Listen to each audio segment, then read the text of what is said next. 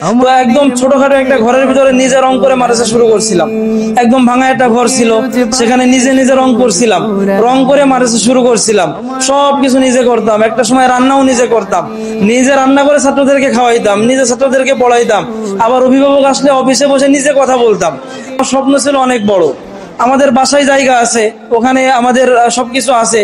তো আমি যদি চাইতাম, আমাদের বন্ধু বান্ধব অনেকেই আছে, তারা নিজেদের বাড়ির ভিতরে তারা মাদ্রাসা করতেছে। আর আমাদের বাড়ি তো শহরের আশপাশেই, পৌরসভার ভিতরেই।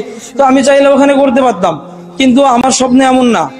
আমার স্বপ্ন হচ্ছে যে আমার প্রতিষ্ঠান আরো অনেক বড় হবে। তো আমার বাসায় যেটুক জায়গা আছে, আমি হয়তো ওই জায়গায় আমার স্বপ্নকে আমি বড় করতে পারবো না। আমি এখন যতটুকু আমরা বিল্ডিং পেয়েছি, আমাদের স্বপ্ন আরো অনেক বড়। যে আমি চাই যে আরো অনেক বড় প্রতিষ্ঠান হবে, যে প্রতিষ্ঠানে 2, 4, 500, 1000 শুধু হেফজখানারই ছাত্র থাকবে।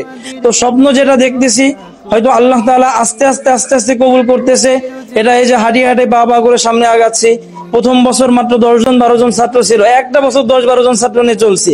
দ্বিতীয় বছর যে 13 থেকে 14 জন 15 জন 20 জন পর্যন্ত পৌঁছাইছে। এই 2 বছর এইভাবে করে চলছি। 3 নম্বর বছরে এসে 50-60 জনে এসে পৌঁছাইছে, এইভাবে করে চলছি। আলহামদুলিল্লাহ, চতুর্থ বছর চলে এবছর আলহামদুলিল্লাহ প্রথম বছর থেকে আল্লাহ কয়েক গুণ বাড়াইছে। আমরা আশাবাদী এবং চেষ্টা মেহনত চলতেছে আমাদের, যে আগামী যে বছর আমাদের 26 সাল আসতেছে, ইনশাল্লাহ আমাদের প্রতিষ্ঠান আরো সামনে আগাবে এবং আরো বড় হবে।